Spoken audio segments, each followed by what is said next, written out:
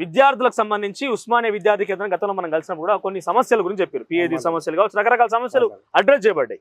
So ఈ ప్రభుత్వంలో ఈ 100 రోజుల పరిపాలన వాటికి సంబంధించిన పరిష్కార మార్గం కనబడిందా అంటే ఏం చెప్తారు? అయితే గత బీఆర్ఎస్ ప్రభుత్వాన్ని పోల్చుకుంటే కాంగ్రెస్ 100 రోజుల పరిపాలన బీఆర్ఎస్ ప్రభుత్వంతో కాకుండా బాగానే ఉంది. ఎందుకంటే వాళ్ళు నియంత పోకుండా అందరు సమిష్టిగా నిర్ణయం తీసుకొని కొంత మేరకు బాగానే ప్రయత్నం చేస్తారు. కానీ మేము ఉస్మానియా విద్యార్థులుగా మేము తెలియజేస్తున్నామంటే కాంగ్రెస్ ప్రభుత్వ పాలన సక్రమంగా ఉస్మానియాలో జరగాలంటే ఉస్మానియా విద్యార్థులుగా మేము ఉస్మానియా యూనివర్సిటీకి కావాల్సిన సదుపాయాలు గురించాలి. దాంట్లో ముఖ్యంగా ఏంటంటే గత బీఆర్ఎస్ ప్రభుత్వ తరపునే ఉన్న వీసీ బీఆర్ఎస్ తత్తుగానే పనిచేసిండు. అలా కాకుండా ఇప్పుడు నియమించే వీసీని ఒక నిజాయితీ గల వీసీని నియమించాలని చెప్పి మేము కోరుతున్నాము. మరొక విషయం ఏంటంటే ఈ విద్యాశాఖ మంత్రి నియమించాలి. అది ఏ విధంగా నియమించాలంటే చాలా తెలివిగల ప్రొఫెసర్లు ఉన్నారు బయట. మన హరగోపాల్ సార్ కానీ కోదండరామ్ సార్ కానీ ఉంటున్నారు. వాళ్ళలాంటి ఒక తెలివిగల ప్రొఫెసర్ను నియమించాలని చెప్పేసి మేము కోరుతున్నాము. మళ్ళీ ఉస్మానియా యూనివర్సిటీలో పిహెచ్డీ చేసే ఫెలోషిప్ లేని విద్యార్థులకు 30,000 రూపాయలు ఇవ్వాలని చెప్పేసి కోరుతున్నాము. అలాగే మెస్ బకాయిలు పూర్తిగా రద్దు చేయాలని కోరుతున్నాము. మేము కాంగ్రెస్ ప్రభుత్వానికి తెలియజేసిన ఇంకో ముఖ్యమైన విషయం ఏంటంటే జాతీయ విద్యా విధానం అని చెప్పేసి బీజేపీ ప్రభుత్వం తీసుకొస్తుంది ఎన్ఈపీ ద్వారా.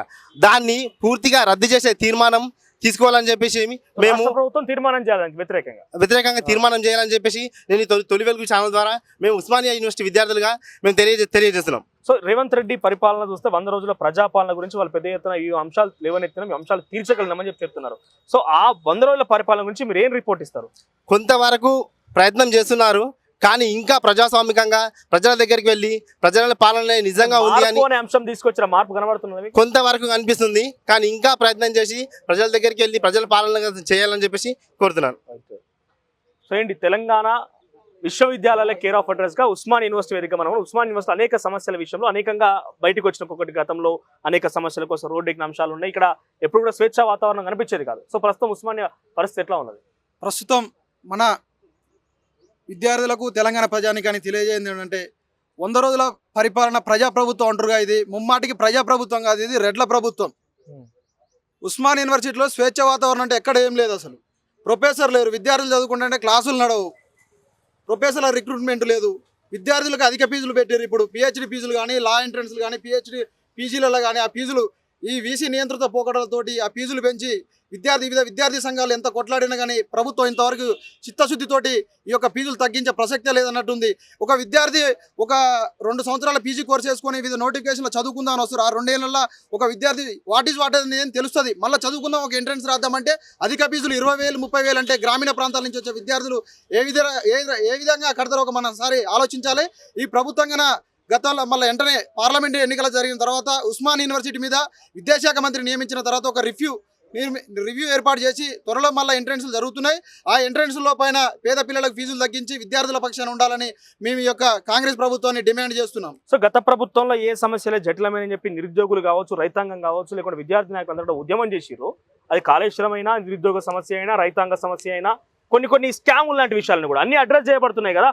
ఇక గొర్రెల స్కామ్ అన్ని కూడా ఒక్కొక్కటి అడ్రస్ చేయబడుతున్నాయి. విచారణ, విజిలెన్స్, వివరణ ఇవన్నీ కూడా జరుగుతున్న నేపథ్యంలో ఏమనిపిస్తుంది మీకు? అంటే మీరు రైతులు అన్నారు, రైతులు పట్టించుకునే నాది లేడు. ఇప్పుడు ఒక మాట చెప్పాలంటే అది ప్రకృతి కరువు వచ్చిందో తెలియట్లేదు, ఈ ప్రాజెక్టులు అవినీతి అక్రమాలు అని. ఇప్పుడు కాళేశ్వరం ప్రాజెక్టు ఉన్నాయి, దిగువ ప్రాంతం మొత్తం ఎండిపోతున్నారు, రైతులు బీడుపడి అసలు లబోదిబో అంటున్నారు. 5-10 ఎకరాలు వేసిన రైతులు ఇలా పెట్టుబడి తీరే పరిస్థితి లేదు. వాళ్ళంటే ఎవరు ఉంటారు? ఇప్పుడు మొడగల్ల వానని మన అకస్మాత్తుగా వచ్చింది 2 మూరలలో, వాళ్ళని ఎవరు కాపాడాలా? రైతాంగం తరపున ఎవరు మాట్లాడట్లేరు. రైతాంగం కన్నాయిరా చేస్తే కబద్దార్ రేవంత్ రెడ్డి, మీ రెడ్ల ప్రభుత్వం రేపు పార్లమెంట్ ఎన్నికలకు తగిన బుద్ధి చెప్తుంది. ఇంకొక విషయం ఏంటంటే పండిన పంట ఇప్పుడు పారక అంతో కొంత కాస్త తక్కువ దిగుబడి వచ్చింది. నల్గొండ జిల్లాలో చూసుకుంటే మిర్యాలగూడ నియోజకవర్గంలో బారులు తీరినాయి. ఇప్పుడు ఒక మిర్యాలగూడ ప్రాంతం వాసిగా రైతుల బాధ చూస్తున్నా నేను. ఆ స్థానిక ఎమ్మెల్యే బిఎల్ఆర్ గారు, ఆ నల్గొండ జిల్లా మంత్రివర్యులు కోమటిరెడ్డి వెంకరెడ్డి గారు మేము పోయినాం, రైతుల పక్షాన మాట్లాడుతున్నాం అంటున్నారు, బైక్ ర్యాలీలు చేసినాం, ప్రతి మిల్లును సందర్శించడం అంటున్నారు. ఏం చేసిర్రు?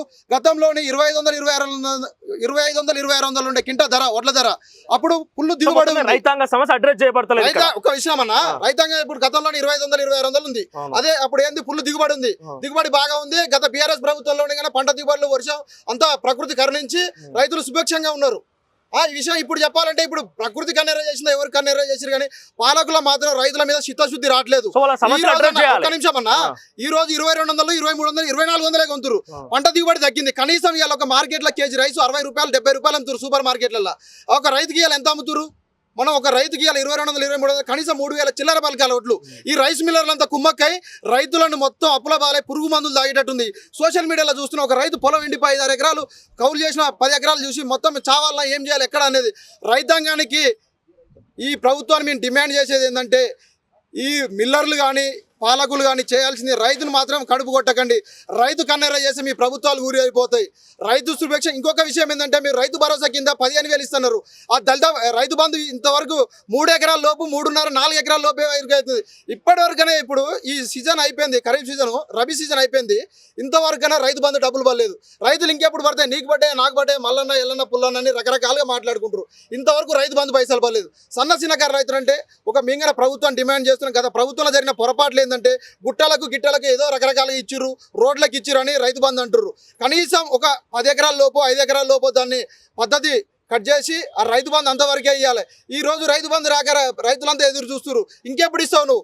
ఆ రోజు నువ్వు రుణమాఫీ అన్నావు, ఆ రుణమాఫీ ఇంతవరకు లేదు. నేను డిసెంబర్ 9వ తారీఖు తర్వాత ప్రభుత్వాన్ని ఏర్పాటు చేస్తా, మీరు ఇప్పుడు 2 లక్షలు తీసుకోనని రేవంత్ రెడ్డి ప్రెస్ మీట్ పెట్టి గాంధీ భవన్లో ప్రగల్భాలు పలికిండు. ఆ ప్రగల్భాలు పలికిన రేవంత్ రెడ్డి డిసెంబర్ 9 పోయింది, 100 రోజుల పరిపాలన అయిపోయింది. 100 రోజుల పరిపాలన తర్వాత మేము అడగాలని ఉన్నాం.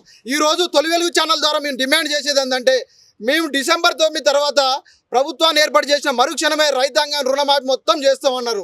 రైతాంగం రుణమాఫీ దేవుడేరుగా కానీ ఇంతవరకు రైతు బందే లేదు. రైతుకి ఎలాంటి ఈ ప్రభుత్వంలో స్వలాభం లేదు. రైతును తీవ్రంగా ముంచిన ప్రభుత్వం ఈ యొక్క 100 రోజులు అంటే రైతు సుభిక్షంగా లేడు. 100 రోజుల పరిపాలన ముమ్మాడి సమస్యలు అడ్రస్ చేయాలంటారు మీరు? తప్పకుండా.